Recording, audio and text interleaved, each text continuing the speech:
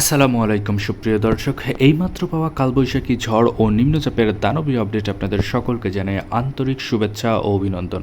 বন্ধুরা, আজকে শনিবার 5 এপ্রিল, আজ সকাল থেকেই বাংলাদেশ ও কলকাতার বেশ কিছু জায়গাতে কালোযুক্ত মেঘের ভয়ানক আকারের কালবৈশাখী ঝড়ের সম্ভাবনা রয়েছে। সকল আপডেট আজকের এই ভিডিওতে দেখতে পাবেন। এছাড়াও আমরা দেখতে পাচ্ছি স্যাটেলাইট রাডারের মাধ্যমে যে ভয়ঙ্কর আকারের তাণ্ডব চালাতে পারে বাংলাদেশের বেশ কিছু জায়গাতে। এছাড়াও আবহাওয়াবিদরা জানিয়েছে এই কালবৈশাখী ঝড়ের কারণে বাংলাদেশ ও কলকাতার বেশ কিছু জায়গায় ক্ষয়ক্ষতির পরিমাণ বেড়ে যাবে।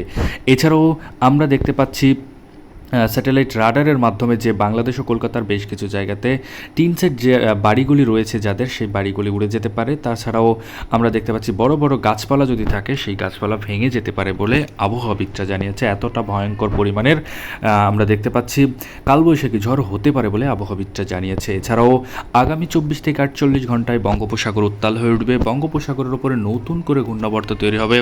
সেই ঘূর্ণাবর্তের কারণে নিম্নচাপে রূপান্তরিত হতে পারে বলে আবহাওয়াবিদরা জানিয়েছে। সকল আপডেট আজকের এই ভিডিওতে আপনারা দেখতে চলেছেন, তাই দয়া করে সম্পূর্ণ ভিডিওটি দেখবেন এবং আপনি কোন জেলা থেকে আমাদের এই ভিডিওটি দেখছেন সেটা অবশ্যই কমেন্টে জানাতে ভুলবেন না। তাহলে চলুন আজকের এই ভিডিওটি শুরু করা যাক।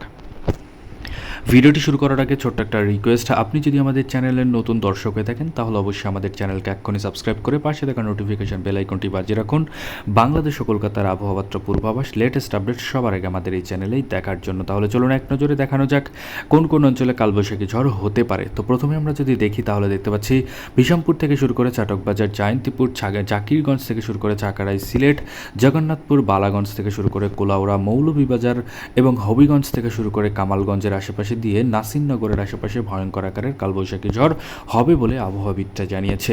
এছাড়াও আমরা দেখতে পাচ্ছি ব্রাহ্মণপাড়া, হোমনা, কুমিল্লার আশেপাশে দিয়েও কিন্তু কালবৈশাখী ঝড়ের তাণ্ডব চালাবে বলে আবহাওয়াবিদরা জানিয়েছে। এছাড়াও দীঘিনালা, খাগড়াছড়ি থেকে শুরু করে মানিকছড়ি, ফটিকছড়ি উপজেলা, হাটহাজারী, চট্টগ্রাম, রাঙামাটি, বিলাইছড়ি, রাজস্থলী, রওনছড়ি, কুতুবদিয়া, থানচি, মহেশখালী, টেকনাফের আশেপাশে দিয়েও কিন্তু কালবৈশাখী ঝড়ের সম্ভাবনা রয়েছে বলেই আবহাওয়াবিদরা জানিয়েছে।